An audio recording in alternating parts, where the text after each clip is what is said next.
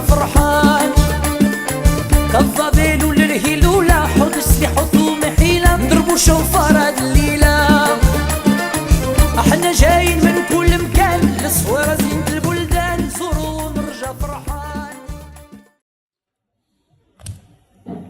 Chut Parad Rabotai, avec la permission d'Hachem, on va essayer d'essayer de comprendre un peu l'une des raisons pourquoi Kadosh Baruch Hu, il a envoyé Yona, le prophète. C'est une haftara qu'on lit chaque année à Kippour pour avertir le peuple de Yavne, qu'ils étaient tous des goyim, que s'ils ne font pas Teshuvah, il va les détruire. Et la Torah nous raconte dans Yona que Yona, il n'a pas été chez eux, il s'est sauvé du bon Dieu. Et Akadosh Baruch Hu, qu'est-ce qu'il a fait? Akadosh Baruch Hu, il a envoyé une tempête dans la mer que presque le bateau a coulé. Et les gens, ils ont commencé à prier à Dieu. Ils ont compris qu'il y a la main de Dieu. Pourquoi? Parce que j'ai vu dans des livres qui expliquent que il y avait la tempête uniquement aux alentours du bateau. Ça veut dire que lorsqu'il y a une tempête dans la mer, tu vois la tempête dans la mer. 2 km, 3 km, 10 km, 100 km de tempête. Là, la mer était calme. Au-delà, c'est un miracle. Hein. C'est comme le jacuzzi. Vous voyez, l'eau qui bouille, qui tourne et qui fait du bruit. C'était comme ça. Là où il y avait le bateau, il y avait la tempête. Disons 100 mètres carrés. Donc là, ils ont compris qu'il y a quelque chose. Ils ont compris tout de suite. Il n'y a rien à comprendre. Tu vois ça, tu te dis, attends, qu'est-ce qui se passe? Alors, ils ont compris qu'il y a la main de Dieu. Donc ils ont commencé à dire, alors, priez à Dieu. Chacun y prie son Dieu. Après, ils ont compris que ça ne s'arrête pas. Donc ils ont compris qu'il n'y a pas beaucoup des dieux là. Là, il faut prier à un seul Dieu. Là, ils ont compris que tout ça, c'est bidon. Et chacun, il a commencé à prier à Dieu. Et c'est là que ils ont compris qu'il y a un problème. Donc, ils ont fait un tirage au sort. À cause de quoi? Il y a cette tempête. Alors, ils ont vu que c'est à cause de Yona. Donc, ils ont réveillé Yona, qui est parti faire une sieste. Il savait, lui, que c'était à cause de lui, tout ça. Ils l'ont réveillé, on dit, hé, Yona, qu'est-ce que tu dors? Komkera, lève-toi, appelle ton Dieu. Il leur a dit, de toute façon, c'est à cause de moi tout ça. À cause de toi tout ça, pourquoi? Parce que je me suis sauvé du bon Dieu. Alors ils lui ont dit, alors prie pour nous. Il a dit non. Il n'y a pas de prière à faire.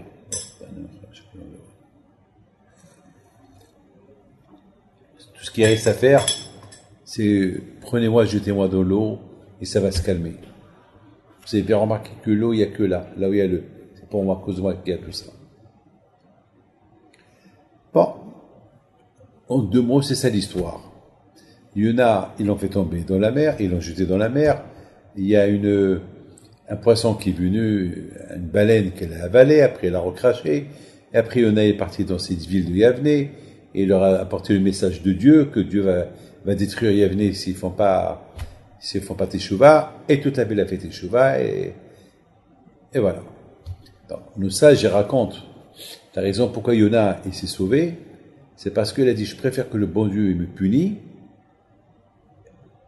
que j'apporte le message aux gens de Yavne, eux ils vont faire Teshuvah, et puis Hachem va s'énerver contre les Juifs. Pourquoi, avec tous les prophètes que Hachem a envoyés aux Juifs à l'époque du premier temple, pour qu'ils font Teshuvah pour tout le mal qu'ils font, ils n'ont écouté aucun prophètes, ils ont même tué un prophète, alors que les goïms, dès que un prophète il est venu chez eux, il leur a dit voilà ce qui va se passer, ils ont fait Teshuvah. Pour ne pas qu'il y ait un argument contre les juifs, il y en a dit je préfère me sauver pour qu'il n'y ait pas ces arguments. Bon, c'était ça sa raisonnement, mais quand le bon Dieu n'était pas d'accord avec lui, donc finalement l'histoire islamique comme ça. Maintenant, on a des questions à poser. Pourquoi on doit lire cette Haftara le jour de Kippour? Quelle est la raison? Pourquoi? Quel rapport avec les juifs?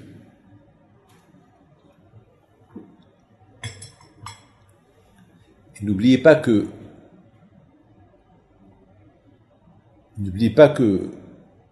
il doit avoir une raison. Kippour, c'est un jour du grand pardon, qu'il est donné qu'aux juifs pour faire Teshuvah, et je ne comprends pas pourquoi cette Haftara qu'elle parle que la Teshuvah des Goïm, elle a un lien avec la Teshuvah des Juifs. En plus, pourquoi on ne lit pas autre chose à Kippour? Quelque chose comme Shuvah Israël. Il y a beaucoup des Haftarot dans la Torah où ça parle de la Teshuvah. Donc comme Shuvah Israël. Israël fait Teshuvah devant Hachem parce que Akadosh Baruch Hu il est proche. C'est une Haftara. Pourquoi on ne la lit pas à Kippour? On la lit à Shabbat Shuvah. Donc voilà, c'est une question que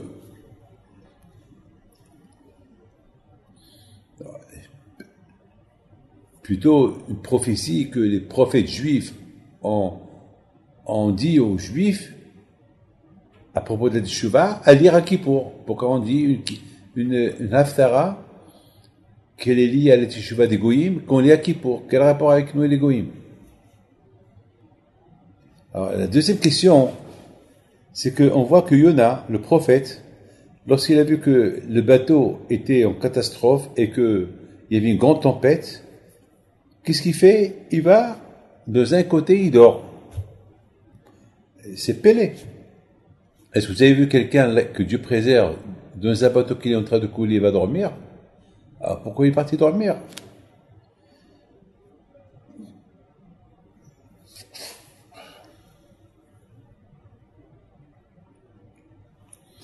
Et c'est très très impressionnant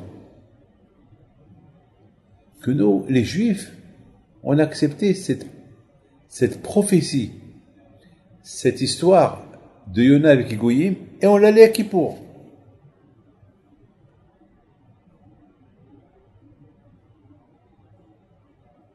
C'est bizarre, hein?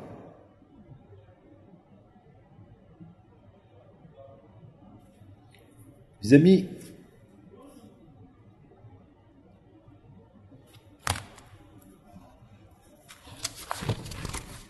il faut savoir une chose.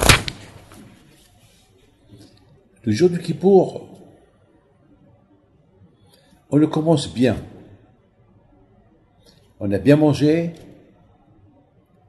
et on est à l'aise et on commence à bien prier et après on se relâche un peu. Il faut savoir une chose.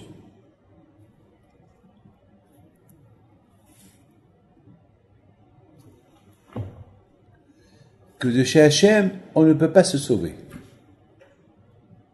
On peut se sauver de tout le monde, pas du bon Dieu.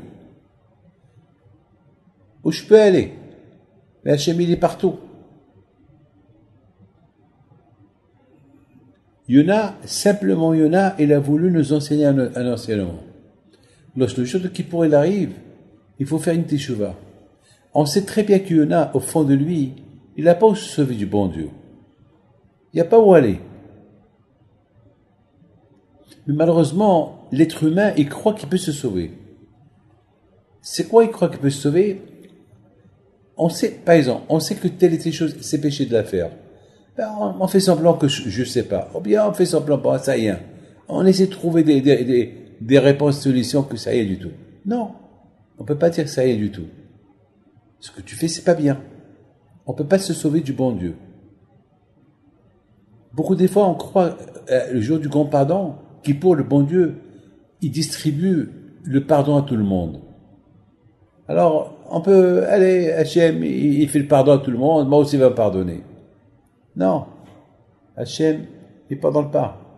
Tu peux pas t'enfuir comme ça, tu peux pas te sauver comme ça. Mes amis, écoutez très bien. On sait très bien que Yona, c'est un grand prophète. C'est un tzaddik. Il sait très bien qu'il ne peut pas se sauver du bon Dieu. Simplement, il a voulu nous faire comprendre, de la même façon que moi, Yona, même si je trouve j'ai beaucoup des excuses pourquoi je me sauve, mais je sais que je ne peux pas me sauver du bon Dieu. Mais avec toutes les excuses que j'ai, il faut pas que je croie que je peux me sauver comme ça, que je peux arranger mon affaire comme ça avec le bon Dieu. Avec Hachem, ça, on peut pas arranger les affaires comme qu'on veut. Et c'est la raison pourquoi on lit l'Haftara de Yona à Kippour pour apprendre que du bon Dieu, on ne peut pas se sauver du bon Dieu. Il n'y a pas où aller. Même à Kippour. Yona, il est parti dormir dans un coin.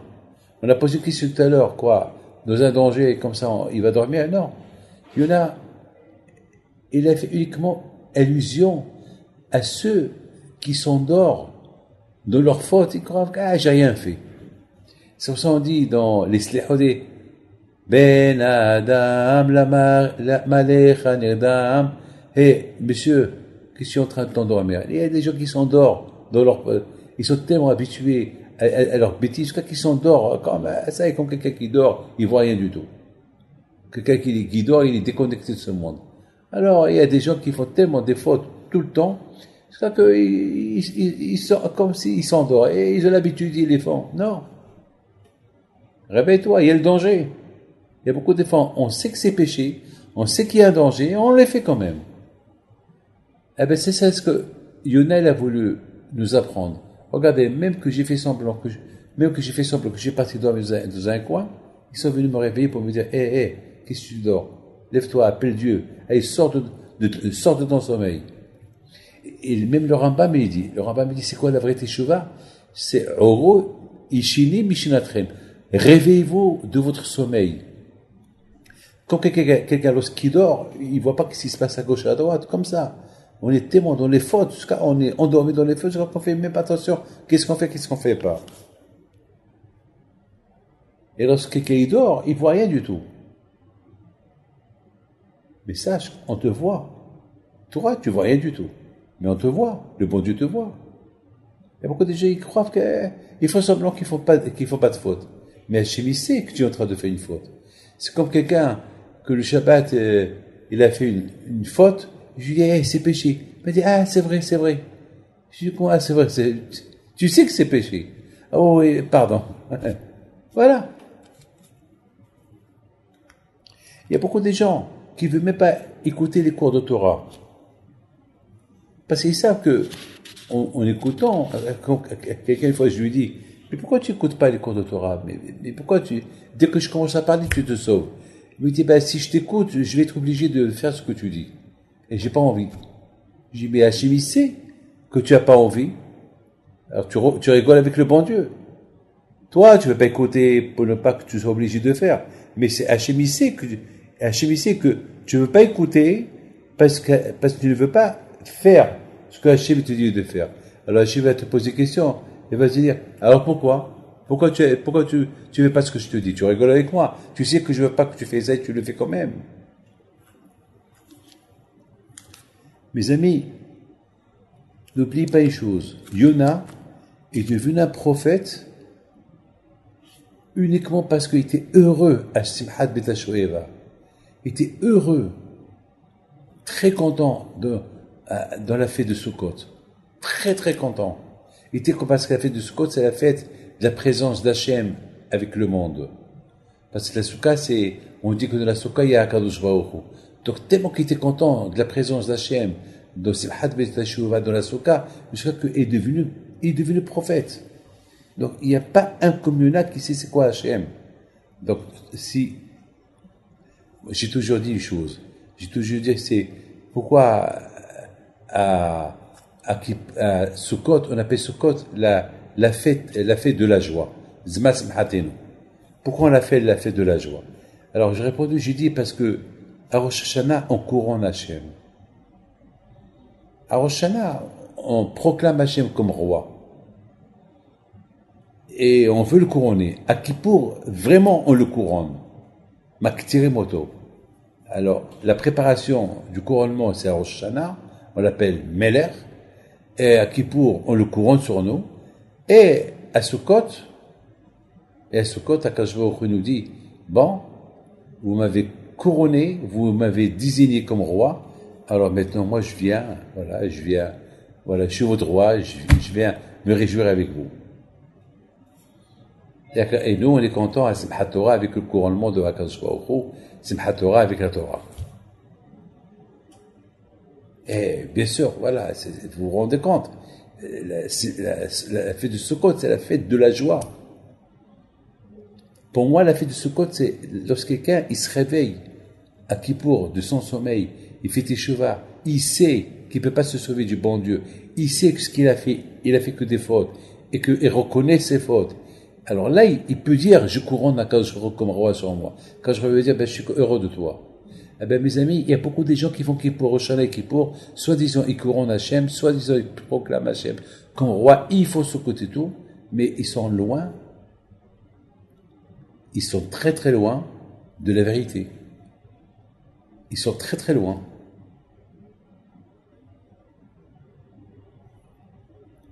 Et vraiment, pour sentir le couronnement d'Hachem, vous avez couronné Hachem, vous êtes heureux avec Hachem, et Hachem aussi est heureux de vous. Ça, c'est uniquement quelqu'un que Bémet, il est vraiment, il est convaincu de ce qu'il a fait. Il y a une conviction là, il faut pas qu'on fait du semblant. Je fais du semblant que j'ai couronné Dieu, je fais du semblant que Dieu est roi, je fais du semblant que je suis heureux avec lui, je fais du semblant qu'il est avec moi, etc., etc. T'as rien gagné. Eh bien, c'est ça, mes amis. Et toujours, tu es en sommeil, tu es toujours en veilleuse, tu es comme ce que tu étais l'année dernière, les années précédentes. Eh bien, mes amis, c'est ça, ce que Yona, il veut nous enseigner. Yona, il veut nous enseigner, d'Hachem, on ne peut pas se sauver. Il faut être réaliste. Il faut faire une vraie teshuva. D'Hachem, on peut pas montrer qu'on est endormi, on fait pas attention à ce qu'on fait, parce que quelqu'un qui dort, ce qu'il fait, il fait pas attention à ce qu'il fait parce qu'il dort. Soit disant, non, tu sais bien ce que tu fais, avoue. Rosh Hashanah Kippour et Sukkot n'ont pas été donnés pour du semblant, de faire du semblant, ils ont été donnés pour les sentir, pour les réaliser, pour les vivre.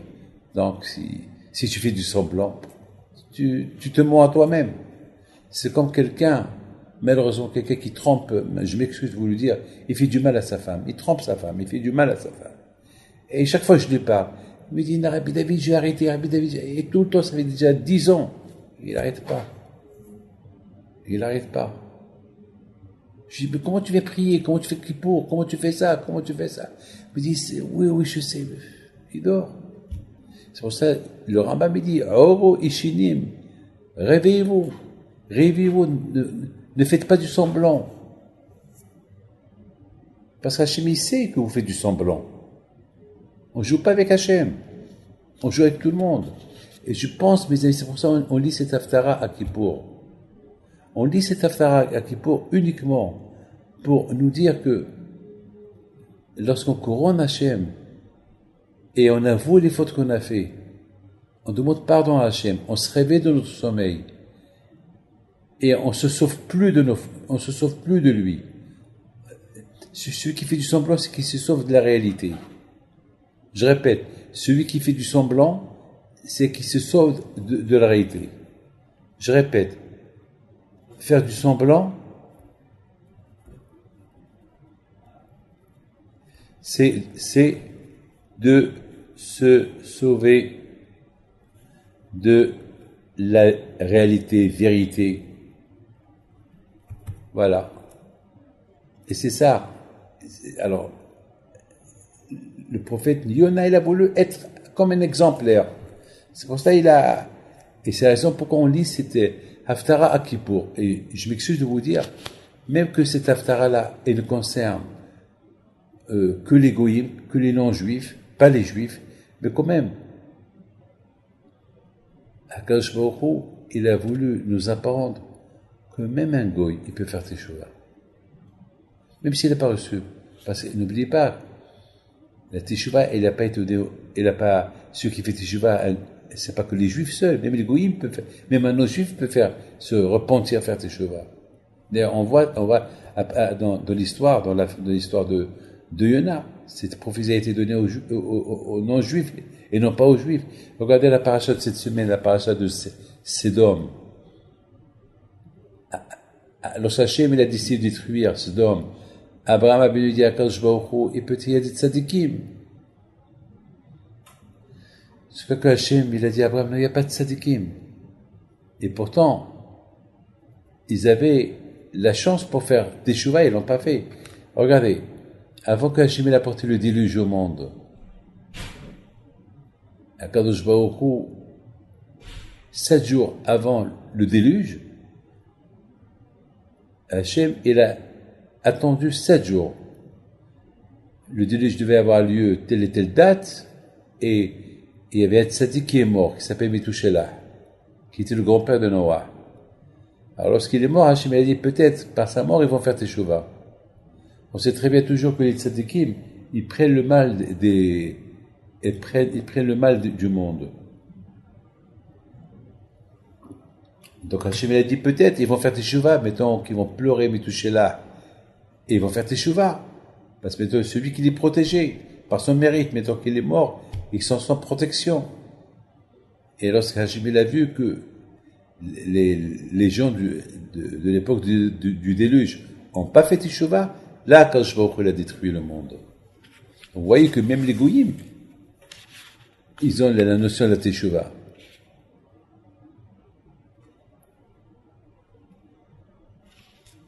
On a vu aussi que lorsque quelqu'un y réfléchit, il comprend. Regardez ces non-juifs là qui étaient dans la sfina, dans le bateau. Ils ont compris qu'il y a un Dieu. Au départ, chacun, il a commencé à appeler son Dieu, parce qu'à l'époque, ils étaient tous idolâtres.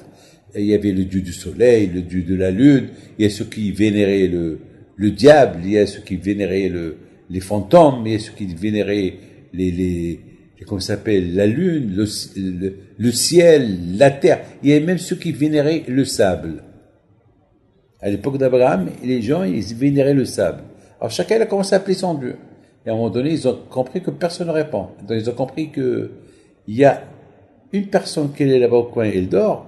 Peut-être celui-là, il a un Dieu que nous on connaît pas. Ils ont compris que tous ces dieux-là, c'est du bidon. Donc il leur a réveillé, ils leur a dit, allez, koum, lève-toi, appelle ton Dieu. Il leur a dit, c'est mon Dieu, il fait tout ça à cause de moi. Donc ça veut dire que si un goy, il peut découvrir qu'il y a un Dieu, alors la plus forte raison, un juif, il peut découvrir qu'il y a un Dieu. Vous avez compris, mes amis? Je voudrais vous dire une chose. Vous savez très bien que, vous avez compris pourquoi on lit cette Haftara de Yona Kippour pour nous apprendre que la teshuva elle est pour tout le monde. Si Hachem accepte la teshuva des non-juifs, la plus forte raison des juifs. Deuxième chose, on ne peut pas se sauver du bon Dieu. Dieu il est partout. On ne peut pas faire du semblant.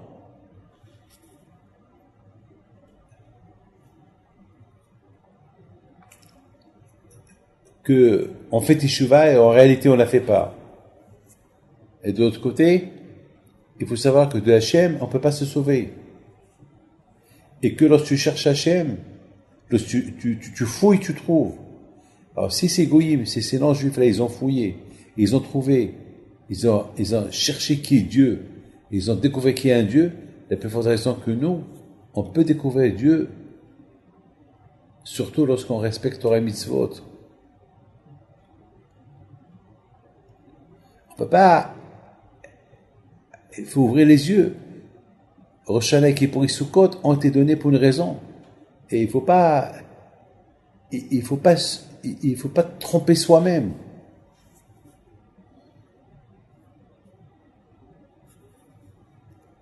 Vous savez, mes amis, que de la souka, on construit la souka avec un scar. Un scar, c'est comme un feuillage qu'on met sur la souka. Mais ce feuillage-là, il doit être déconnecté de la terre. C'est-à-dire, on ne peut pas construire une souka sous un arbre et que les feuilles de l'arbre ils couvrent la souka. On n'a pas le droit. Il faut que les feuilles de la souka ils soient déconnectées de la terre, de l'arbre. Il faut que ce soit déconnecté. Ça veut dire, on construit une souka, on met du feuillage. Il ne faut pas que ce feuillage-là ait une connexion avec la terre. C'est bizarre, hein? Mais pourquoi? Ah, vous savez pourquoi? C'est parce que le feuillage, ça représente déconnecté. Le vrai scar qu'on met sur la souka, ça représente, il faut être déconnecté de la terre. C'est-à-dire, il ne faut pas être matérialiste. Mais si le feuillage, il est connecté avec la terre encore, ça veut dire, on veut servir le bon Dieu, qui représente la souka, qui représente la synagogue, la souka qui représente les noms de Dieu, en même temps, on profite de la vie. Non. Il faut se déconnecter pour servir Hachem, il faut se déconnecter de ce monde-là. On peut pas, bien sûr, on peut en profiter de la vie, on peut être riche, mais il ne faut pas que tout ça soit essentiel dans ma tête. Ce qui est essentiel dans ma tête, c'est Hachem. Pas c'est Hachem que je vais trouver après 120 ans. C'est pas mon argent que je vais prendre avec moi après 120 ans. Donc ça, la souka, elle représente Dieu. La souka, elle représente la synagogue. La souka, elle représente le Beth HaMidrash, la Torah. Donc, pour sentir Dieu, pour sentir la synagogue, pour sentir tout ce que la souka représente, il faut pas que je mélange. Je suis connecté aussi, je vais servir le bon Dieu, et avec le matériel et le spirituel. Par contre, tu peux rendre le matériel spirituel, mais il faut pas dire, bon, je vais à la synagogue, mais tu es à la synagogue et ta tête elle est connectée à l'argent. Ça marche pas. C'est la raison pourquoi lorsque tu fais une souka, il faut qu'elle soit déconnectée de tout ce qui est balakaka. Il faut que le feuillage soit déconnecté de la terre. Et si c'est déconnecté de la terre, eh ben, tu as le matériel qu'il est dans la souka, que tu as rendu ce matériel uniquement au service de la souka. Mais c'est pas que Dieu préserve, je vais être au service de l'argent. Celui qui est au service de l'argent, il perd dans l'affaire. Je vais mettre l'argent au service du bon Dieu. Pas le bon Dieu au service de l'argent. Non, c'est pas bien. C'est par exemple quelque chose qui pousse de la terre et qu'il est connecté avec la tête, on ne peut pas l'utiliser comme feuillage sur la souka. On ne peut pas. Alors vous imaginez, mes amis, lorsque Kippour, il arrive, on est complètement déconnecté de ce monde-là. À Kippour, on est avec le bon Dieu. À Kippour, on est d'autres hommes, on est un autre. Alors, c'est la raison pourquoi Hachem nous a donné la souka après Kippour et faire sur la souka un feuillage qui n'est pas collé à la terre pour te dire, alors continue. Cette déconnexion du monde matériel que tu as eu à Kippour, continue-le sur toi durant toute l'année. Ne mélange pas le bon et le mal ensemble.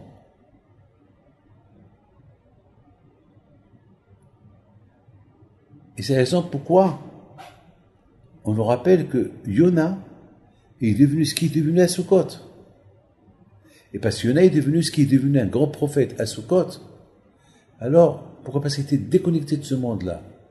Maintenant, il n'y a pas comme Yona qui veut nous faire vivre une expérience que pour arriver à être prophète, pour arriver à être connecté à Dieu, il faut toujours sentir le bon Dieu. Il ne faut pas se sauver de lui. Là où tu vas, il te suit. Là où tu vas, il est là-bas aussi. Tu le cherches, tu le trouves. Si les Goyim l'ont cherché et l'ont trouvé, la plus forte raison, un juif, s'il le cherche, il va le trouver. Et les meilleurs moments où on puisse trouver Akadosh Baruch Hu, c'est à Kippour et à Sukkot. Les jours qu'on le couronne.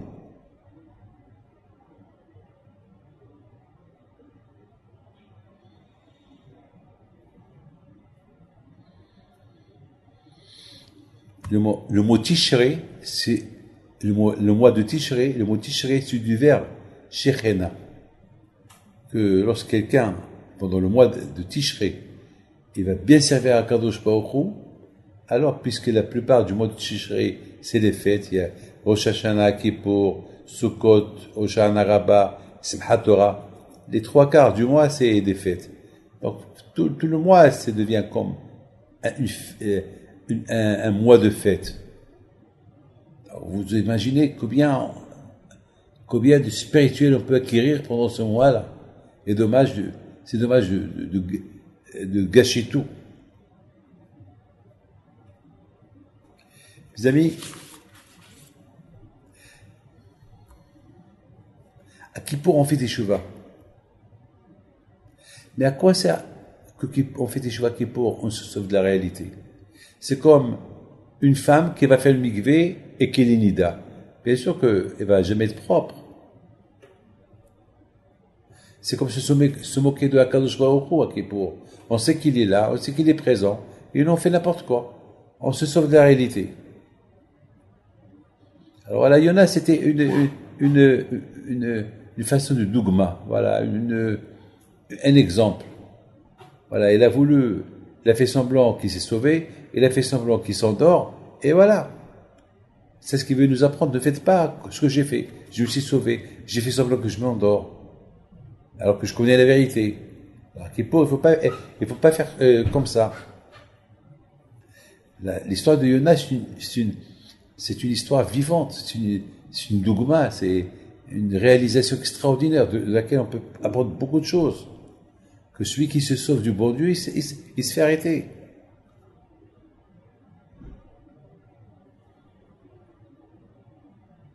Je voudrais, mes amis, vous raconter une histoire. C'est une belle histoire. Vous savez, j'étais en train à Rosh Hashanah, pendant les fêtes.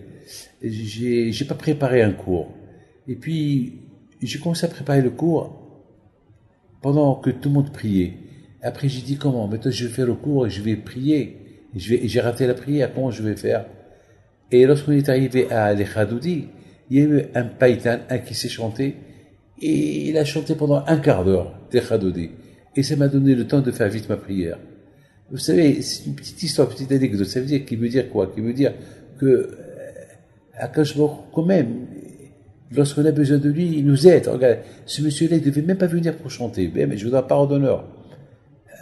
Je sais que je pouvais continuer ma prière plus tard. Mais c'est pas la prière à sa place. Quand je me retrouve, il a eu de la peine pour moi, et puis il a fait que quelqu'un, il a commencé à chanter un quart d'heure du temps que j'ai tout lu. Il y a une autre histoire avec le Gaon de Vilna, qu'il a vendu son Gan Eden pour avoir un étrog à Sukkot. Son Gan Eden. Sa folie. L'amour de la mitzvah. L'amour de la mitzvah. Et si vous savez, mes amis, que j'ai lu dans la halakha, que lorsqu'on prend le lulav et le etrog dans les deux mains, il ne faut pas qu'on ait une bague dans les mains. Comme qu'une femme, lorsqu'elle va au mikvé, c'est pas démaquillé, c'est pas bien pour le mikvé, ou bien comme ça, la bague que nous avons dans les mains, lorsqu'on prend le lulav et le etrog, et la arava et le hadas dans les mains, il ne faut pas qu'il y ait quelque chose il faut qu'on les prend au kahten lachem, il faut qu'on prend le lulav avec les mains. Or, si dans les mains il y a une bague, ça ne marche pas. C'est de la folie. Et vous savez que le lulav, il représente la colonne vertébrale, le corps, le etrog représente comment ça s'appelle, le cœur, le hadas représente les yeux, et la harava représente les lèvres, qu'on doit servir Hachem avec tous les membres du corps, sans rien dans la tête. Sans qu'on ait rien dans la tête. Vous avez compris, c'est ça, il faut pas essayer de se sauver de la réalité, de la vérité. Vous avez vu que la souka, on embellit la souka. Et quelle est la raison pourquoi on embellit la souka? C'est élevé où? Pour dire à Kadosh Baruch Hu, voilà combien on aime des mitzvot. On embellit la mitzvah. Et étant donné que la souka, ça représente la maison de Dieu, la maison où Hachem, où là où on est heureux avec lui dans la souka, donc il faut l'embellir. En plus, la souka représente les noms de Hakadosh Baruch Hu. Voilà mes amis. Maintenant, plus ou moins, on a compris certaines choses qu'on avait besoin de les comprendre. Maintenant, je voudrais simplement terminer. Maintenant, on a compris pourquoi Yona, depuis le départ, il n'aurait rien dit. Parce que Yona est monté lorsque la tempête elle a commencé, il est parti dormir. Pourquoi il n'aurait pas dit, cette tempête, c'est à cause de moi? Pourquoi il n'aura pas dit? La réponse, c'est ça l'homme. Yona, il nous envoie un message. L'homme, beaucoup de fois, l'homme, il essaie de s'évader. Lorsqu'il voit les problèmes qui arrivent sur lui, il dit pas tout de suite c'est à cause de lui. C'est à cause de lui qu'il y a eu ces problèmes qui arrivent. Non. Il fait semblant. Il s'endort, il va dormir. Jusqu'à que voit que la chose est grave, c'est là qu'il dit c'est à cause de moi. Et beaucoup de fois, Kippour, c'est le moment qu'on doit se repentir et dire Hachem, pardon tout ce que j'ai fait. Il ne faut pas attendre ce que Dieu préserve. À Kippour, il y a des mauvais décrets qui vont être écrits sur la personne. Il va dire pardon Hachem, il va commencer à faire teshuva pour ce qu'il a fait l'année dernière. Non. Tout de suite, avoue ce que tu as fait. Yona, il veut nous apprendre que c'est ça l'habitude de l'homme, de se sauver de la réalité. Cette mitzvah, c'est pas grave. Cette mitzvah, il va s'endormir comme c'est rien du tout. Il s'endort.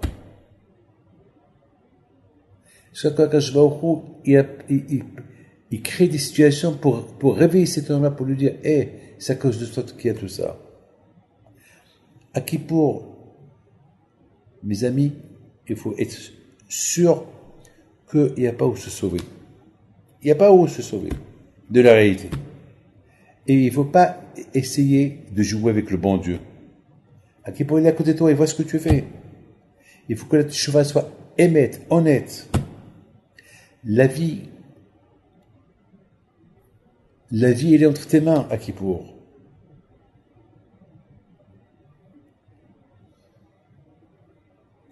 On ne peut pas savoir à Kippour c'est un tirage au sort. Vous savez que à l'époque, à Kippour, on faisait un tirage au sort de deux animaux pour les sacrifier à Kadosh Baruch Hu. On prenait 2 animaux. Ouais. On prenait deux, un pour Hachem, un qu'on jetait au diable. Alors la question se pose, pourquoi il faut faire un tirage au sort? On prend un, on dit ça c'est pour Hachem, et ça c'est pour le diable. Pourquoi on fait un tirage au sort?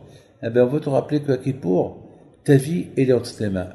Ou tu fais une bonne teshuva et ton tirage au sort, il sort bien, ou bien tu fais pas une teshuva, tu te mens à toi-même, tu joues avec toi-même, et ta vie, tu la mets en danger. Et tu sais bien que tu joues avec le bon Dieu. C'est ce que Yona veut te rappeler. Ne joue pas avec lui. Ne te sauve pas de lui. Sois réaliste, sois vrai. Ne t'endors pas. Il est à côté de toi, il te voit. Peut-être Hachem il va changer ton tirage au sort. Du mal, il va être bon.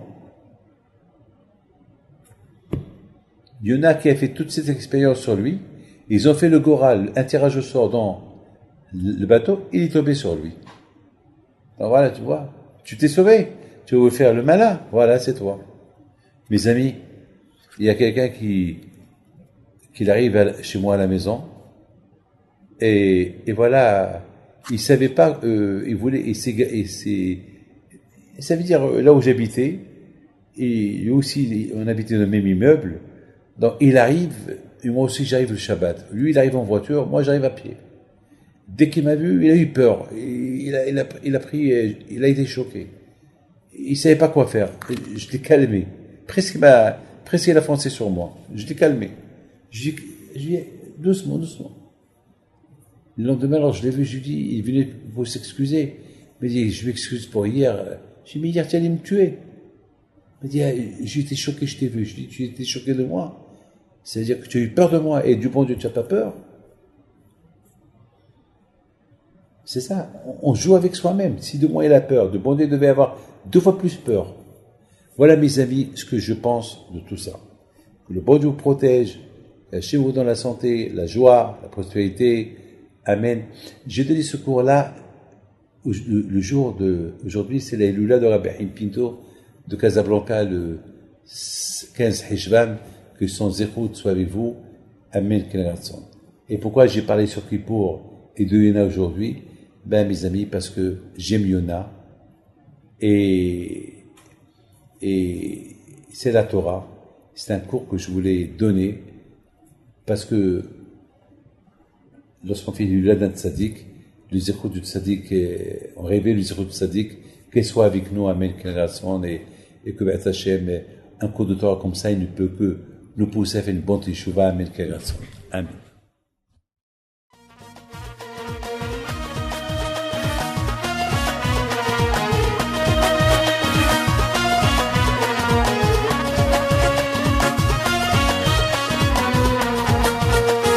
نوضو يا ناس غرتو